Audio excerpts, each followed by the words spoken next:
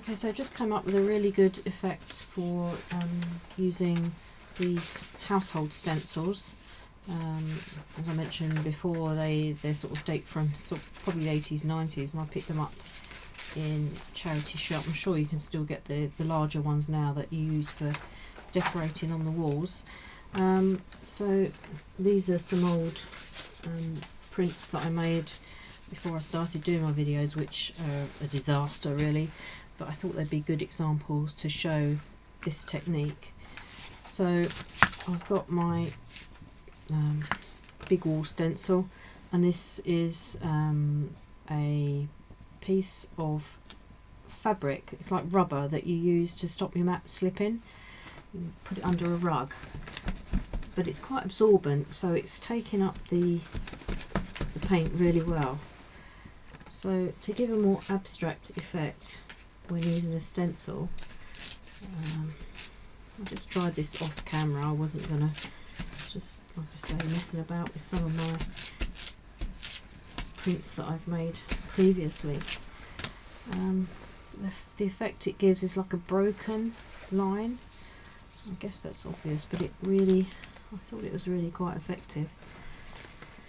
So you're using something textured to stamp through a stencil. I mean, a stencil would have to have fairly big holes for this to work, which is why these ones are perfect. I'm running out of paint on my thing here. And I like things that are a little more abstract, so you have to think about them. So it looks a lot more layered there. I'm going to do more on there because this is probably a print that I would use in a collage for a textured background, or I would cut up, just use parts of it rather than as a whole thing, although you never know. Okay, more paint is required. I was only messing about to just use up the ink, the paint that I had on my plate here, and then I got carried away again. I wasn't going to do any more recording, but I'm enjoying myself too much.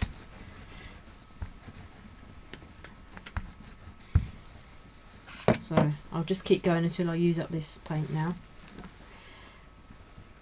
she says.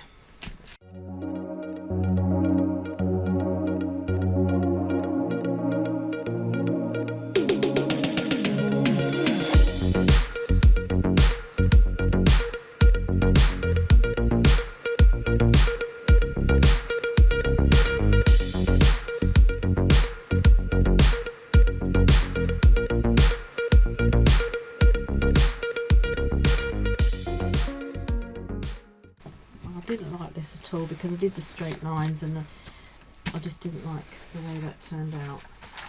So that's how we go. Turning it into something else, this should break up those lines quite well.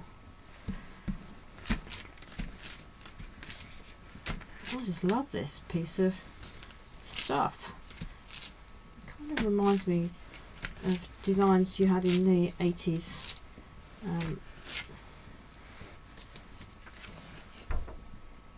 Yeah, that definitely looks interesting. I'm going to do a bit more though. I hope I haven't moved the stencil. Probably have.